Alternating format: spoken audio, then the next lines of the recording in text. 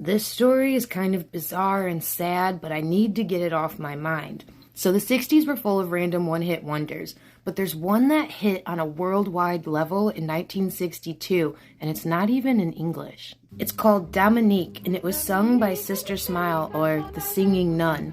Her Dominican order name was Sister Luke Gabriel. You might recognize the song from American Horror Story Asylum, where the song was forced to be played on repeat in the recreation room of the asylum. When Sister Luke Gabriel was in the Covenant, she would write and sing her own songs. They were so enjoyed by everyone that her superiors there encouraged her to record an album so they could pass it out to visitors as gifts. She went to Philips' studio in Brussels, and when the executives heard it, they signed her with Philips Records. The single from the album, Dominique, became an international hit, and the album, called The Singing Nun, sold millions of copies. It turned out to be bittersweet for Sister Luke Gabriel. She hardly got any money from the sales. Her label and producer took most of the money, and the rest went to the congregation. Her superiors started to censor her music, and when a film came out called The Singing Nun, hardly based on her life, Sister Luke Gabriel was crushed and said the film should be considered fiction. After the movie came out, she was torn between two worlds and wasn't getting along with the church.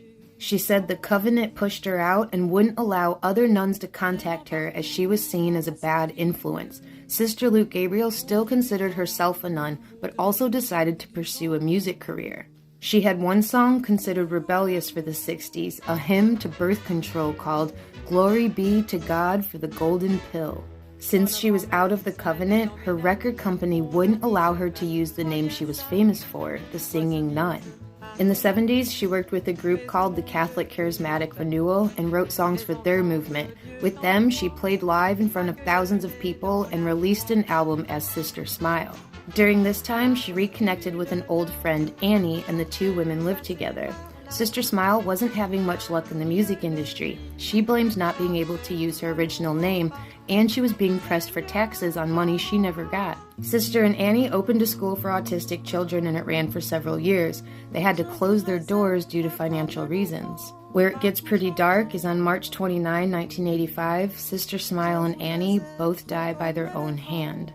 They took pills and drank some kind of alcohol and left a note saying they had not lost their faith, mentioned the financial issues, and that they wanted to be buried together. April 4th, 1985, 40 years ago today, they were laid to rest together.